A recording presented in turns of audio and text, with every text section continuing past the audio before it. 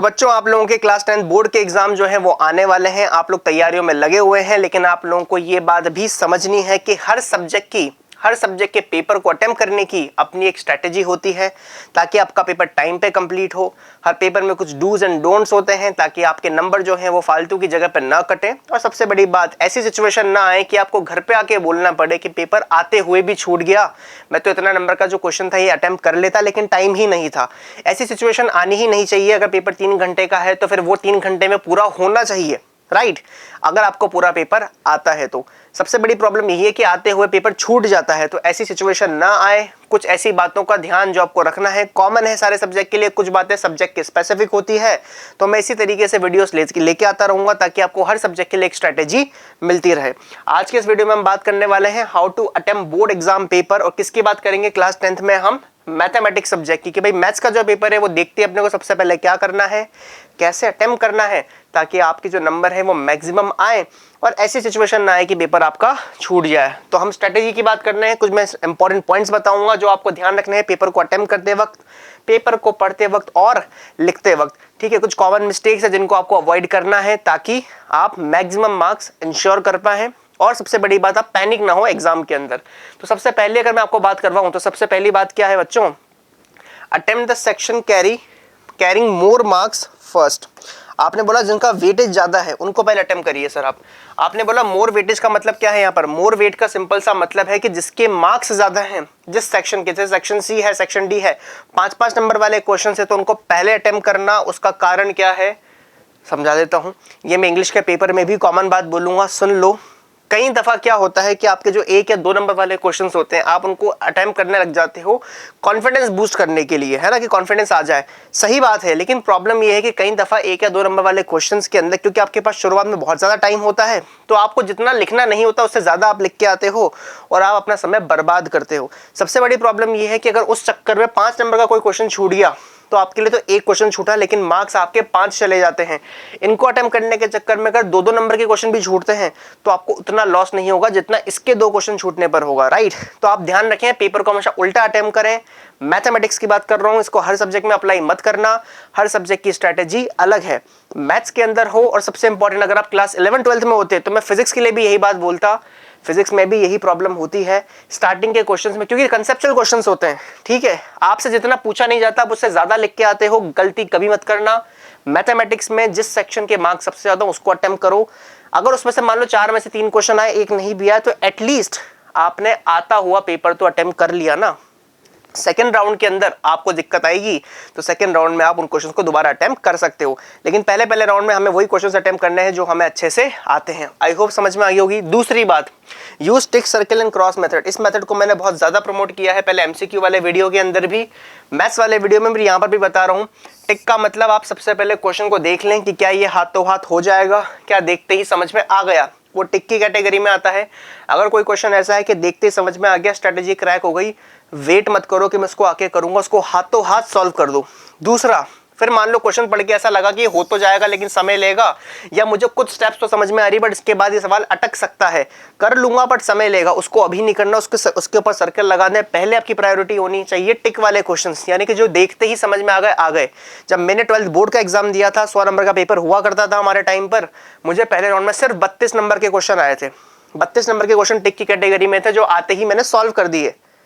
मेरे बोर्ड में 95 मार्क्स है, तो सोच सकते हो क्या कॉन्फिडेंस रह जाता है। ऐसा नहीं है बच्चों, वो 32 नंबर का पेपर मैंने मात्र आधे घंटे में अटेम्प्ट कर लिया था। आप समझ सकते हो कि मैं कितना स्पीड में कर पाया, क्योंकि आते थे सवाल मुझे मेरा पेन अपने आप चल रहा था। क्यों? क्योंकि मुझे स्टेप्स समझ में आ रही हैं। लेकिन जब मैं सेकंड राउंड में आया तो मैंने सर्किल वाले क्वेश्चन उठाए और वो भी सॉल्व होना शुरू हो गए, क्योंकि मेरे दिमाग से ये डर निकल गया था कि टाइम कम पड़ जाएगा। टाइम बहुत था मेरे पास। तो ये ध्यान रखना, इनिशियल कॉन्फिडेंस बूस्ट करना है तो ये मेथड यूज करो। बेवकूफों की तरह स्टार्टिंग के सेक्शंस अटेम्प्ट मत करना। समझ में आ गई बात? लास्ट में होता है क्रॉस। आप स्पेसिफिक होके जाइए, ईगो मत रखना। मैं ये नहीं कह रहा कोई क्वेश्चन छोड़ो, टाइम है तो ट्राई करो ना, क्या दिक्कत है। सिलेबस पूरा करा है तो आप अपना ईगो रखोगे भी नहीं। समझ में आ गई बात? क्रॉस में उन क्वेश्चंस को डालना है जो अभी देखते ही समझ में ही नहीं आ रहे।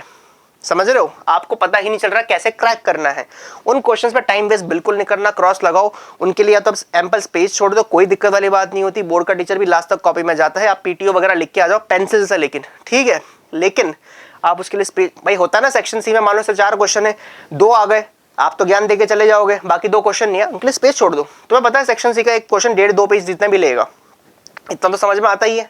और वैसे भी तुम्हें आ तो रही नहीं है, तो लास्ट में अटेम्प्ट करोगे तो पूरा तो वैसे भी शायद ही कर पाओगे, तो वो स्पेस बहुत ज्यादा होती है, कोई दिक्कत वाली बात नहीं है, काफी मोटी कॉपी मिलेगी आपको, तो स्पेस छोड़ देना। तो ये समस्या मत बोलने आ जाना कि भाई सेक्शन सी है 2 क्वेश्चन आए 2 नहीं आए, अब दोबारा तो सेक्शन लिखने नहीं बैठूंगा, मत लिखो, स्पेस छोड़ दो उसके लिए। आगे बात समझ में, ये दूसरी स्ट्रेटेजी है, मैंने पहले भी वीडियोस में समझाई है, ध्यान रखना है। तीसरी बात, ये थंब रूल है, इसको हर एग्जाम के लिए बना लो, बोर्ड में तो at least, this is very important. ये थंब रूल है। थंब रूल क्या होते हैं? बेसिक बातें जो आपको फॉलो करनी होती है। आपका पेपर 80 नंबर का आएगा, अब से 80 का कर दिया, हमारे टाइम पे 100 का होता था।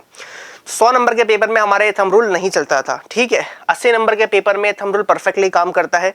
जितने मार्क्स का क्वेश्चन उसको 2 से मल्टीप्लाई कर लो, उतने मिनट अगर आप उससे ज्यादा दे रहे हो तो आपका पेपर कंप्लीट छूटने वाला है, मान लो इस बात को। 5 नंबर के क्वेश्चन के लिए तुम्हें 10 मिनट मिल रहे हैं इस रूल के हिसाब से। भाई साहब 10 मिनट में बोर्ड का लीनियर प्रोग्रामिंग के क्वेश्चंस होते हैं ना 12 बोर्ड के, जिसमें तुम्हें मान लो तुमको तो आधा घंटा लग जाएगा करते करते, वो भी हो जाते हैं। 10 minute is a very good time. घड़ी लेके जाना, वरना हॉल में लगी होती है, घड़ी पे ध्यान देते रहना। 1 नंबर का क्वेश्चन है तो 2 मिनट मिलते हैं, 2 मिनट मोर देन इनफ होते हैं 1 नंबर के क्वेश्चन के लिए। एमसीक्यू या सब्जेक्ट ऑब्जेक्टिव टाइप का क्वेश्चन होता है, तो ये ध्यान रखना। इंग्लिश में भी सेम रूल चलेगा, सारे एग्जाम्स के लिए बोल रहा हूँ, जो भी 80 नंबर का पेपर है, जितने मार्क्स इंटू 2 कर लो, उतना तुम्हें टाइम देना उस क्वेश्चन के लिए। मैक्सिमम लिमिट है ये, उससे कम ही करना है। इतना करोगे तो 80 नंबर का पेपर 160 मिनट में होगा, 20 मिनट तुम्हारे पास स्पेयर बचेंगे। इसी हिसाब से प्रैक्टिस करके भी जाना। समझ में आ गई? ये थंब रूल है।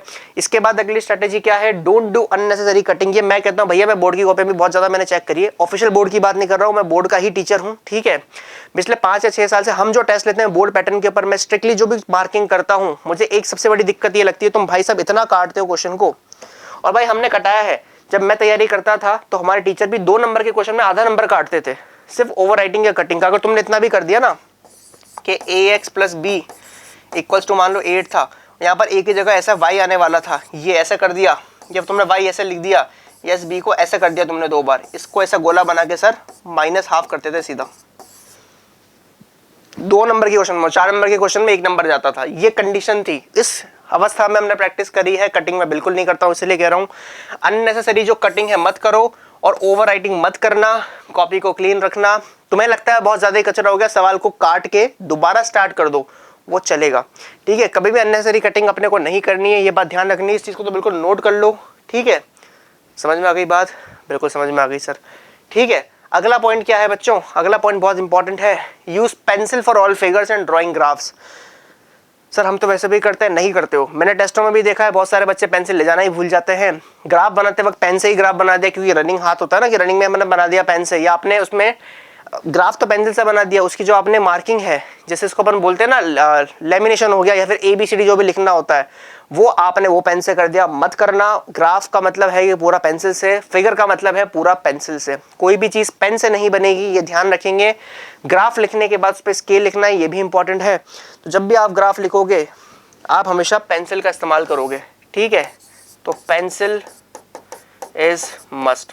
एक चीज और बता देता हूँ, ये प्रो टिप है।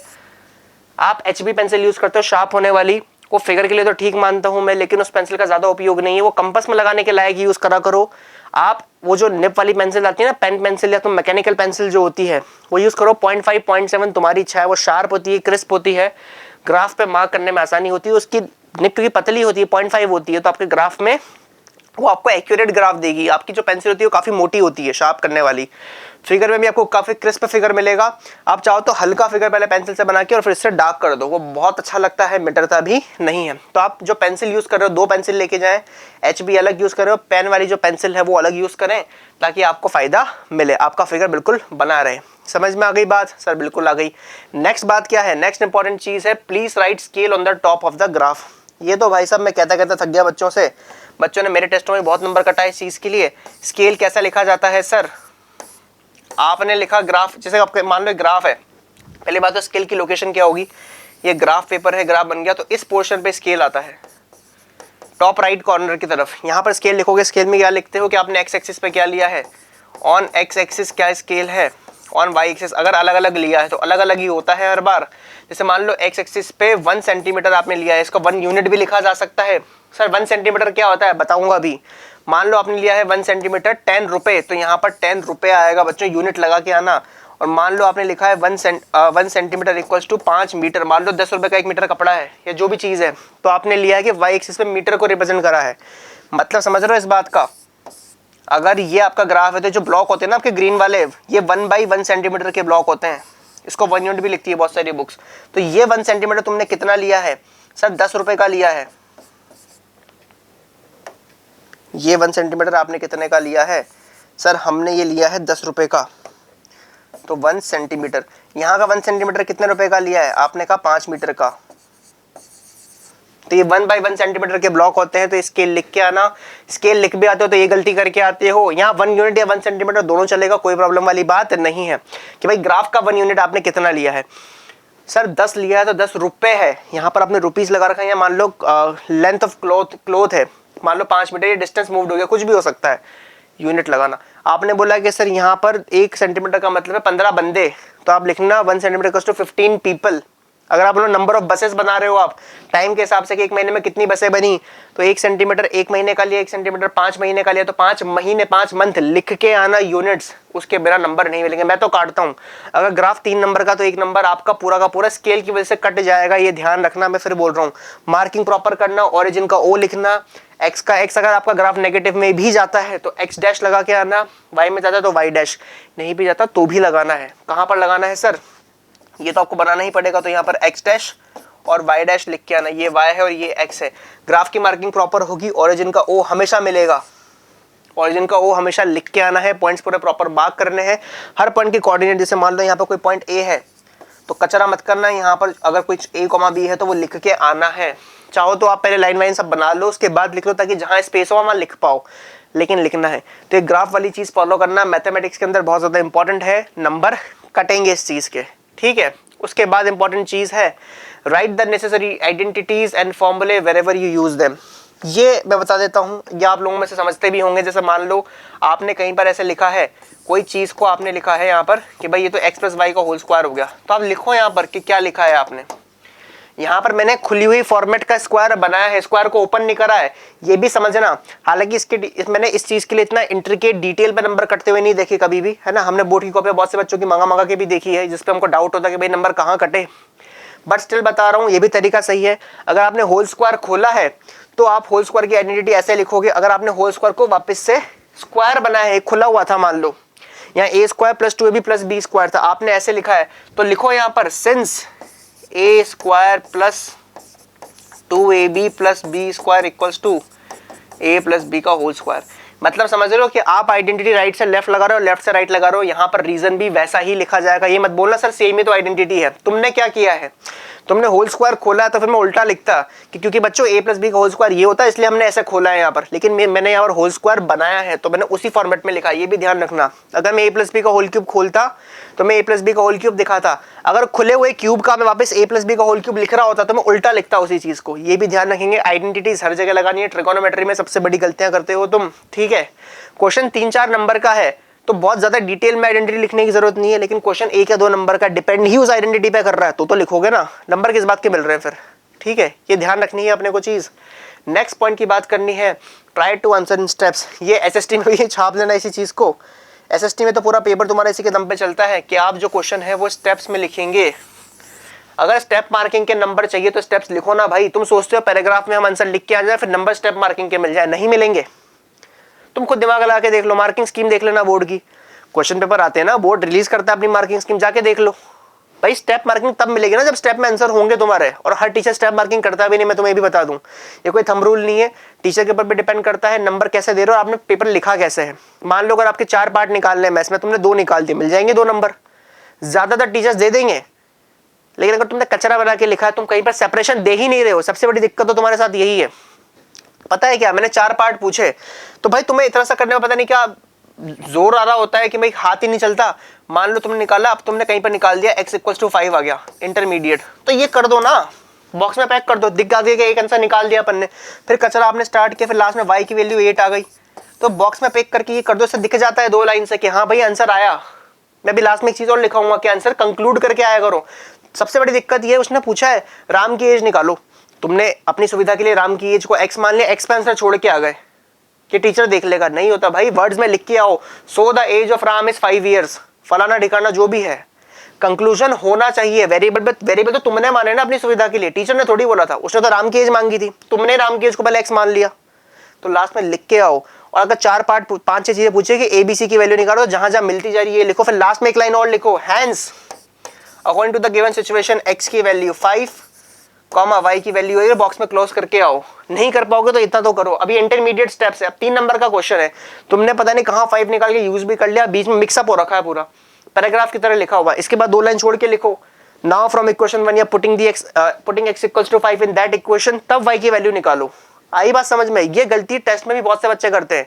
तुम पैराग्राफ में आंसर लिखोगे तो हम भी स्टेप मार्किंग नहीं करेंगे, साफ बात है, ये ध्यान रखना। तो आंसर स्टेप में लिखो तो उम्मीद रखना, एसएसटी में तो आपका आंसर बनता ही स्टेप से है, ठीक है, ये ध्यान रखेंगे आप। सबसे इंपॉर्टेंट और लास्ट पॉइंट क्या है मैंने अभी जो बोला इस पर तो हंसी आ जाती है मेरे को, क्योंकि पता नहीं बच्चा इसको पता नहीं कितना हल्के में लेता है। Please right the final answer in words. अगर आपसे किसी की उम्र, किसी का एरिया पूछा है तो लिखो so the area is that much square metre, X और वाई पे आंसर मत छोड़ के आ जाओ, तुमने माने हैं, उन वेरिएबल से मुझे कोई लेना देना नहीं है। Don't leave it at the value of variable, variable की वैल्यू निकाल के मत छोड़ के आ जाना। तुम्हें विश्वास नहीं है तो तुम कॉपी, टॉपर्स की कॉपी देख लो, 12th बोर्ड की कॉपियाँ 500-500 रुपए देके मंगवा सकते हो। पहले मंगवाते थे, हमारे टीचर जो हुआ करते थे जब हम 7-8 साल पहले पढ़ा करते थे, उन्होंने कॉपियाँ मंगा के देखी और दिखाया है क्लास में। मैट्रिक्स नाम से हमारा एक टॉपिक होता है कक्षा 12वीं में मैथमेटिक्स के अंदर, उसमें बच्चा मान लो A और B निकाल के आ गया पर उसकी मैट्रिक्स नहीं बना के आया, नंबर कट गया आधा उसका। और बोर्ड में आधा कुछ नहीं होता, 99.5 है तो 99 ही होते हैं, राउंड ऑफ 100 पे नहीं हो गए, ध्यान रखना। तो आपके 100 आते आते रह गए। सर हमसे हमेशा कहते थे कि कर लो भी हमारे राज में, 100 नंबर का पेपर आपके हाथ में। अब क्या हो गया, 80 और 20 का हो गया। 20 नंबर तुम्हारे हाथ में नहीं है, स्कूल की इच्छा हुई तो 19 दे देंगे, 18 दे देंगे। तो जो मैजिकल फिगर होता है ना, 100 को टच नहीं कर सकते हो तुम अब अपनी मेहनत के ऊपर। हमारा इंग्लिश का पेपर भी 100 नंबर का होता था, तो हमारे हाथ में थी सारी चीजें, राइट। तो ये ध्यान रखना बच्चों, पेपर आपका टाइम पे कंप्लीट होगा अगर ढंग से अटेम्प्ट करोगे। दूसरी सबसे बड़ी चीज है, थंब रूल फॉलो करो। टाइम तुम देख लो कितना लगा रहे हो, 1 नंबर के क्वेश्चन में 2 मिनट से ज्यादा लग रहे हो, तुम्हारा पेपर छूट चुका है, मान लो इस बात को, समझ रहे हो। तो कहीं और से टाइम निकालना पड़ेगा तुम्हें, ये ध्यान रखेंगे। क्लियर है? एक चीज और बता देता हूँ, देखो थंब रूल बढ़ा रहा हूँ इसका मतलब ये नहीं कि मैं रियलिटी को इग्नोर कर रहा हूँ। कई दफा 1-2 नंबर की बात नहीं कर रहा हूँ, 3 नंबर वाले क्वेश्चन सबसे ज्यादा यूं मान लो बजाय नफरत है उन क्वेश्चन से हर एग्जाम में। जो बीच वाले होते हैं ना, ये 1, 2 और 4, 5 वाले नहीं, 3 नंबर वाले, ये ना तो छोटे होते हैं और ये लेंथी बहुत होते हैं। 3 नंबर को जस्टिफाई कहीं से नहीं करते, कई बार छोटे भी होते हैं, कई बार बहुत लेंथी होते हैं। ये आपको सबसे ज्यादा परेशान करेंगे। आपको लगेगा कि यार 5 नंबर का क्वेश्चन छोटा था इसके मुकाबले, क्योंकि 5 में आपको 10 मिनट मिल रहे हैं, 3 में 6 मिनट मिल रहे हैं। इसीलिए कह रहा हूँ अगर आपका टाइम बच रहा है 5 नंबर वाले क्वेश्चन से, 7-8 मिनट में सवाल हो रहा है तो उसको बचा के रखो, क्योंकि वो 3 नंबर वाला क्वेश्चन खाएगा। उठा के देख लो सैंपल पेपर, ओसवाल के आते हैं, अरिहंत के आते हैं, किसी की भी बुक उठा के देख लो, और सैंपल पेपर नहीं लगा रहे हो तो भी बेवकूफ हो तुम, ठीक है। पूरे के पूरे तुम्हारे जो भी 14-15 चैप्टर है, कंस्ट्रक्शन आई थिंक हट गया इस साल, ठीक है, वो नहीं आ रहा है, तो जो 14 चैप्टर्स आप लोगों के आ रहे हैं सैंपल पेपर लगाओ, पूरे 14 चैप्टर एक साथ उठाओ, ठीक है। फिर कोई समस्या है तो नीचे कमेंट करना, मैं वीडियो बना दूंगा, ठीक है। अगर अपने को उसके बावजूद भी कोई डाउट है तो आप ध्यान रखें बच्चों, हम लोग आपके लिए बैठे हैं डाउट सॉल्व करने के लिए। हमारी ओर से आप लोगों को बहुत बहुत शुभकामनाएं आपके एग्जाम के लिए। अगर फिर भी कोई समस्या रह जाती है, वीडियो में कोई डाउट रह गया है या कोई अपना सवाल है नंबरिंग को लेके, नंबरिंग प्रॉपर करके आना, किसी भी सेक्शन का अटेम्प्ट करो। ये गलती मत करना कि सेक्शन सी लिख के डी स्टार्ट कर दिया, नहीं बच्चों, एक सेक्शन एक साथ ही होना चाहिए। टीचर देखो मैं तुम्हें बताऊं समस्या क्या आती है, टीचर कहाँ नंबर काटता है। मैं खुद भी पेपर बनाता हूँ तो मैं भी 4 सेक्शन देता हूँ, 5 देता हूँ। पहली बात तो बनाने में बहुत मेहनत लगती है, दूसरी बात चेक करने में ज्यादा लगती है। तुमने कहा इसमें क्या मेहनत लगेगी, आपको आंसर नहीं आते। मैंने कहा आंसर की बात नहीं, मार्क्स की बात है। तुमने क्वेश्चन 18 लिख दिया, रैंडमली अटेम्प्ट कर रहे हो तुम पेपर, मैं भी ऐसा लिबरल बन के बोल देता हूँ कि चलो बच्चों जो आ रहा है वो पहले कर लो, मत लिखो सेक्शन वाइज। ऐसे स्टार्टिंग के टेस्टों में तो हम भी ये बोलते हैं। अब तुमने क्वेश्चन 19 किया तो मुझे पेपर लेके बैठना पड़ता है, अच्छा क्वेश्चन 19 कौन सा सेक्शन में आता है, अच्छा 3 नंबर का, तो 3 नंबर के हिसाब से चेक करना है इसको। अच्छा फिर तुमने रैंडमली क्वेश्चन 28 कर दिया, अच्छा 28 सी में आता है, 5 नंबर का क्वेश्चन है, और इतनी समस्या का तुम टीचर को दोगे वो नंबर काटेगा, ये ध्यान रखना, वो तुम्हारा सगा नहीं है। तो ये बात ध्यान रखना कि आप अपना सेक्शन लिख के आओ, उसी सेक्शन में काम करो। कोई क्वेश्चन नहीं आ रहा तो स्पेस छोड़ दो उस क्वेश्चन के लिए, पीटीओ लिख देना बाद में अगर तुम भर नहीं पाते हो उसको तो, ठीक है, पेंसिल से लिखना वो भी। उसके बाद आप आगे चलें। आ गई बात समझ में? तो कचरा नहीं करना पेपर में। इसके अलावा हमसे और कोई सपोर्ट चाहिए तो बच्चों कमेंट सेक्शन खुला है, करो, चैनल को सब्सक्राइब करो, ऐसे वीडियो लाता रहूंगा। ऐसे ही मैं एक वीडियो इंग्लिश के लिए भी लाऊंगा, मैं मैथ्स और इंग्लिश ही लेता हूं तो मैं वही समझाऊंगा। फिजिक्स क्योंकि आपके इंडिविजुअल होती नहीं तो मैं साइंस पे कोई कमेंट नहीं करूंगा, क्योंकि केमिस्ट्री बायो मेरा डोमेन नहीं है। तो उसके लिए अगर कोई और फैकल्टी मुझे मिलती है, कोई और फैकल्टी फ्री होती है क्लासेस से, तो मैं आपके लिए उसका वीडियो बनवा दूंगा। मैथ्स और इंग्लिश के लिए मैं स्ट्रेटेजी लाता रहूंगा। ये स्ट्रेटेजी मैथ्स के लिए थी, ध्यान रखेंगे, ठीक है। इंग्लिश के लिए अगर आपको देखनी है तो चैनल को सब्सक्राइब करना पड़ेगा। और वन शॉट लेक्चर देखने, रिवीजन वाले, एनसीईआरटी के सॉल्यूशंस देखने तो ऑलरेडी बहुत सारे वीडियो अवेलेबल हैं, तो आप उनको सब्सक्राइब करके देख सकते हैं, ठीक है। मिलते हैं आप लोगों से अगले वीडियो में, तब तक के लिए जय हिंद, वंदे मातरम।